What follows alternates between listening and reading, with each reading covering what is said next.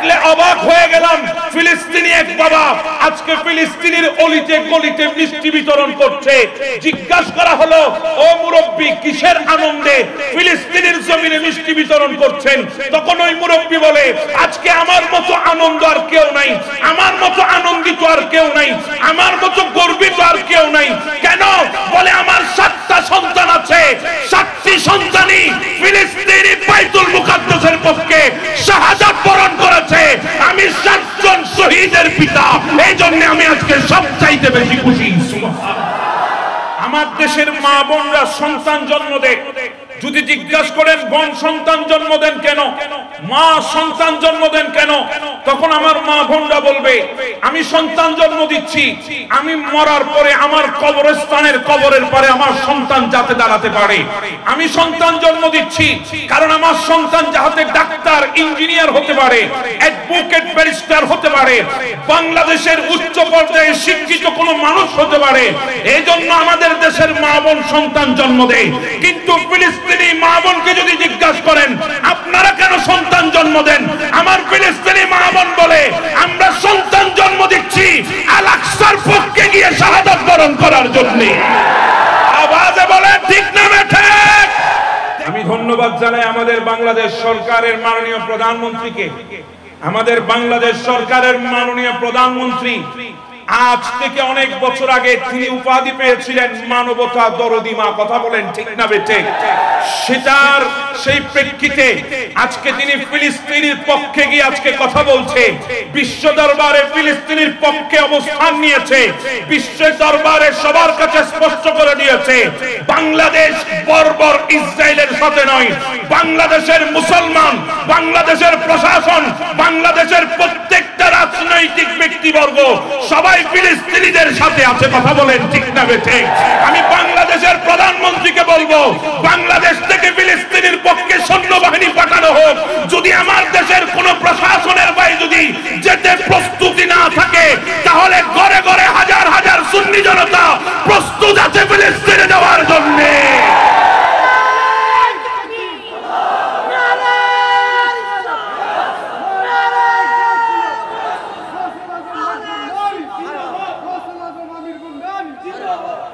बदला दो गुस्ताखे नबी को, आशिक रसूल जिंदा ही, उनके पर मिटने का जज़्बा कल भी था और आज भी है। आवाज बोली ना सुबहान अल्लाह। আল্লাহ পাক পৃথিবীর জমিনে আমাদেরকে মুসলমান হিসেবে পাঠিয়েছেন। এর চাইতে বড় আনন্দিত আমাদের আর কোনো কিছু হতে পারে? জীবনের হতে পারে? আমাকে একটা বিষয় দিয়েছেন সূরা ইখলাসের তাফসীর। সূরা ইখলাস, এটা নিয়ে আমি যদি কথা বলতে যাই তাহলে ঘন্টার পর ঘন্টা কথা বলতে হবে। কারণ সূরা ইখলাস এটা এমন একটা সূরা, যে সূরা একবার যদি তেলাওয়াত করা হয় কোরআনের 1/3 তেলাওয়াত হয়ে যায়। সুবহানাল্লাহ। আরো জোরে বলেন না সুবহানাল্লাহ। এই সূরা ইখলাস শরীফ এটা কোরআনুল কারীমের 112 নম্বর সূরা। কয় নম্বর সূরা? জি বলেন না, কয় নম্বর? 112 নম্বর সূরা, সূরা ইখলাস শরীফ। এখানে আয়াতে কারিমা আছে 4টি। কয়টা আয়াতে কারিমা আছে? 4টি। 15টি বাক্য আছে, 47টি অক্ষর আছে। 15টি বাক্য, 47টি অক্ষর আছে। এটাকে বলা হয় সূরা ইখলাস শরীফ। এই সূরা ইখলাস শরীফের প্রায় 20টা নাম উল্লেখ করেছেন হযরতে ইমাম জালালউদ্দিন সুয়ুতী আলাইহি রাহমাত। কয়টি নাম বললাম? 20টি নাম। তন্মধ্যে একটি নাম হচ্ছে সূরাতুত তাওহীদ। নাম কি বললাম? সূরাতুত তাওহীদ। আমাদেরকে যদি জিজ্ঞাসা করা হয় আমাদের পরিচয় পত্র কি, আমরা তখন ভোটার আইডি বের করে দিই। কথা বলেন ঠিক না বেঠিক?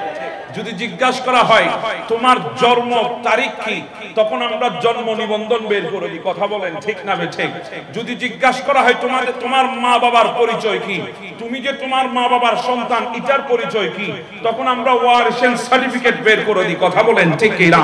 ঠিক তদরূপ যখন আমার নবীর কাছে এসে মক্কার কুরাইশরা যখন জিজ্ঞাসা করলো, হে মুহাম্মদ সাল্লাল্লাহু আলাইহি ওয়াসাল্লাম, আপনি যার ইবাদত করার জন্য আমাদেরকে বলছেন ওই রবের পরিচয় কি?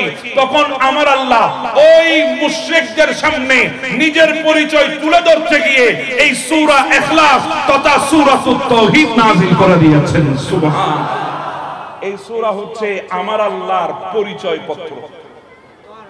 জোরে বলেন না সুবহানাল্লাহ।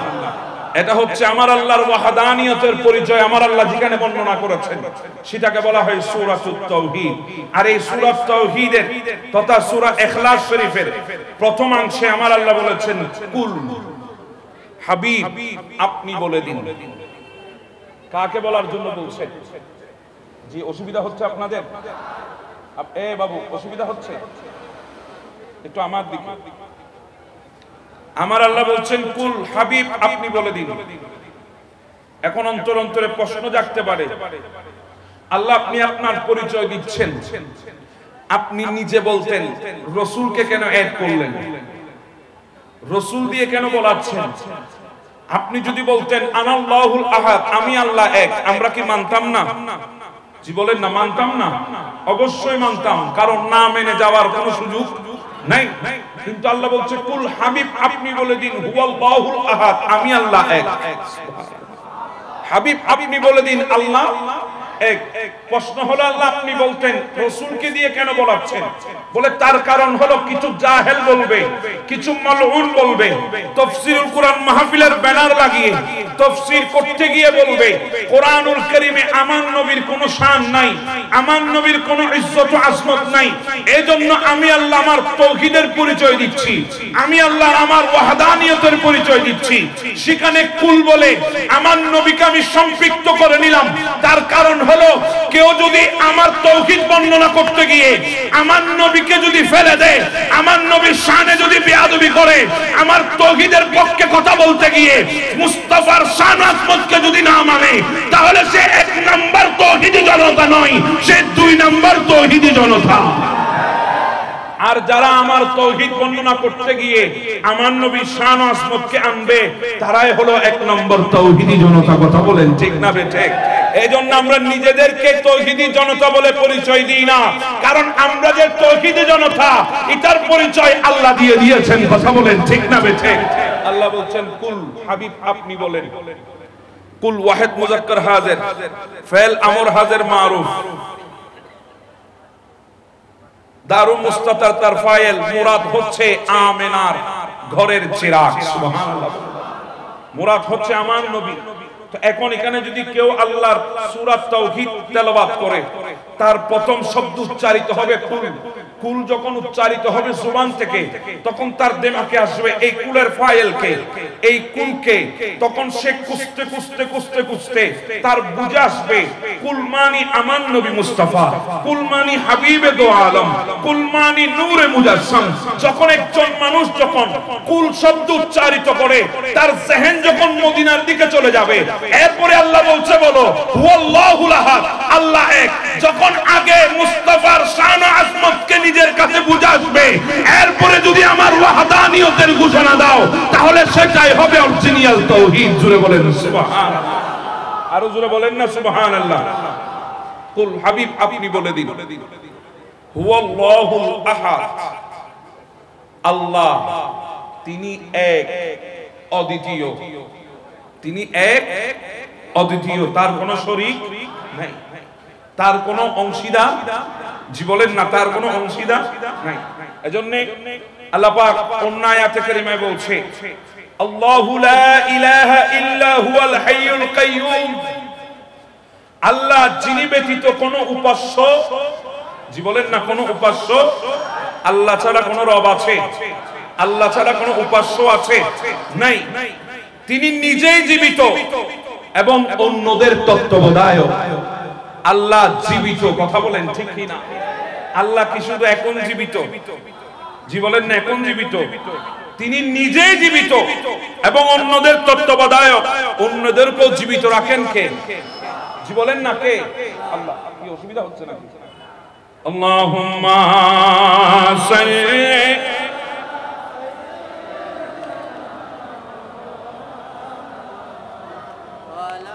وعلى آل سيدنا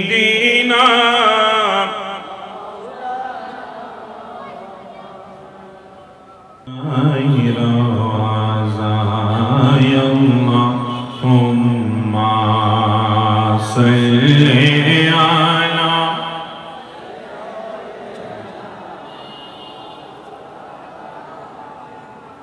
وعلى آل سيدنا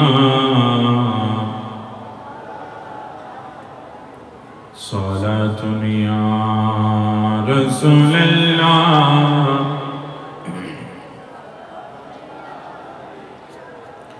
تو زندہ ہے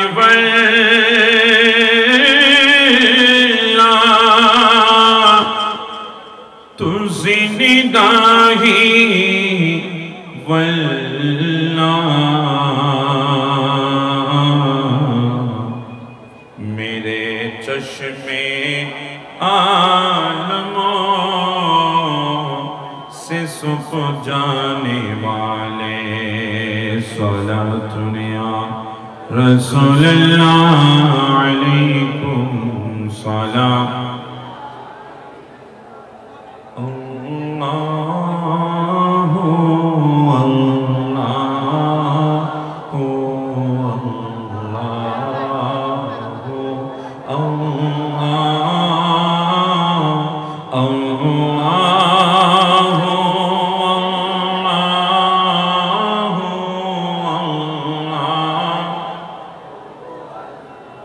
আপনাদের কি অসুবিধা লাগছে?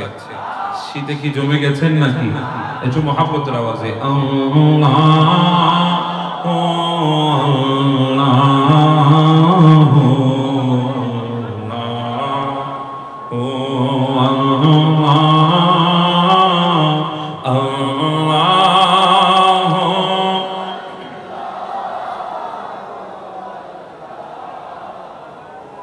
তুমি রহিম তুমি রহমান তুমি যে জব্বার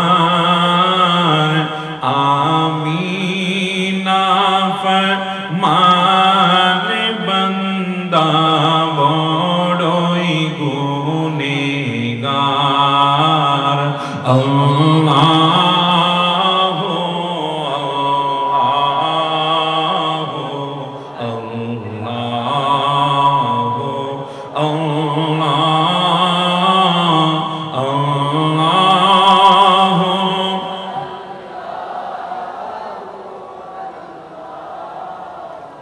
তুমি খাওয়াও তুমি পরাও তোমারি সব অনুদান তোমার নামের জিকির করে শাসমিন আসমান আল্লাহ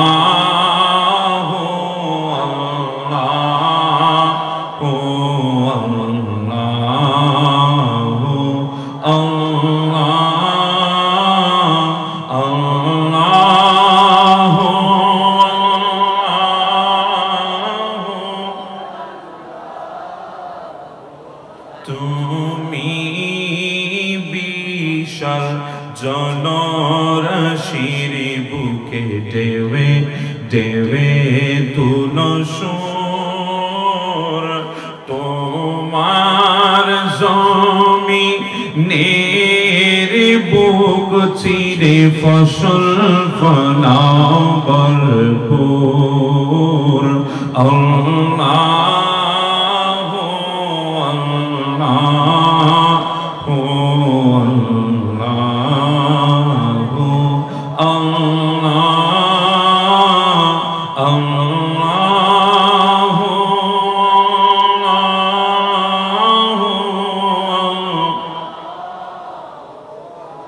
শেষবারের মতো আল্লাহু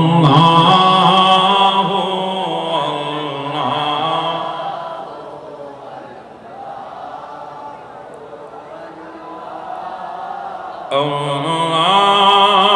আল্লাহু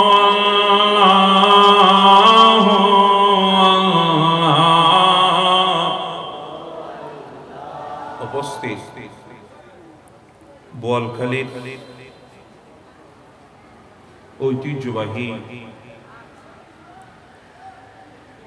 পশ্চিম কুমদন্ডি বহদ্দারপাড়া বোয়ালখালী পৌরসভার জমিনে ইউনিটি বয়েজ ক্লাবের ব্যবস্থাপনায় এলাকাবাসীর সার্বিক সহযোগিতায়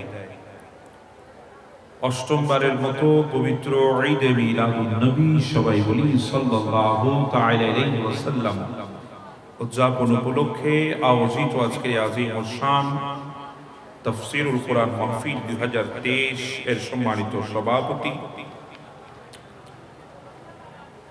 আপনাদের সবারই সুপরিচিত বিশিষ্ট আলেমে দ্বীন মুজাহিদ মিল্লাত হযরতুল হাজ মাওলানা কাজী মুহাম্মদ উবাইদুল হক কানি সাহেব মুতাজিলুল আলী, আজকের মাহফিলের সম্মানিত উদ্বোধক হযরতুল আল্লামা জনাব মাওলানা মুহাম্মদ আলী আকবর রিজভী সাহেব মুতাজিলুল আলী, আজকের মাহফিলের প্রধান অতিথি আপনাদের সামনে এতক্ষণ যাবত অত্যন্ত গুরুত্বপূর্ণ বক্তব্য পেশ করেছেন বোয়ালখালীর অভিভাবক, পৌর মেয়র, জননন্দিত জননেতা মোহাম্মদ জহুরুল ইসলাম জহুর সাহেব, বিশেষ করে আজকের মাহফিলের সম্মানিত আলোচকবৃন্দ, যাদের নাম নিয়ে পরিচয় করিয়ে দেওয়ার মতো কিছুই নেই। এতক্ষণ পর্যন্ত আপনারা শুনেছেন শেখ সৈয়দ হাসান আজহারিকে, শুনেছেন শেখ মাওলানা মোহাম্মদ জয়নুল আবেদিন কাদেরীকে, শুনেছেন শেখ মুফতি আব্দুল আজিজ রজবীকে। এরপর আমি গুনাহগারকে বরদাস্ত করবেন। এরপরে আসবে শেখ আব্দুল রহিম মুস্তাফা আল আজহারি, এরপর পরে আসবেন শেখ সৈয়দ মুকাররম বারি সাহেব। আল্লাহ পাক ইনাদের তশরিফ আওয়ারিকে কবুল আর মঞ্জুর করবেন, সবাই বলি আমিন। আমার বাবারা, আমরা আজকে এমন এক সময়ে এই গুমদন্ডি ফুলতলের জমিনে আমরা তাফসীরুল কুরআন মাহফিলে উপস্থিত হয়েছি, যে সময়ে ফিলিস্তিনের জমিনে আমার হাজার মুসলিম ভাই বোনের রক্তে রঙিন হচ্ছে। বড় আফসোসের বিষয়, আজকে ফিলিস্তিনি মুসলমানকে নিহত করা হচ্ছে, কিন্তু গোটা বিশ্ব নেতারা আজকে চুপ করে আছে। এখন মানবতা লঙ্ঘন হচ্ছে না, এখন বিশ্ব মানবতার মুখ উজ্জ্বল হচ্ছে, কারণ মুসলমানের রক্ত ঝরছে বলে। কথা বলেন ঠিক না বেঠিক? বড় আফসোস লাগে কি জানেন,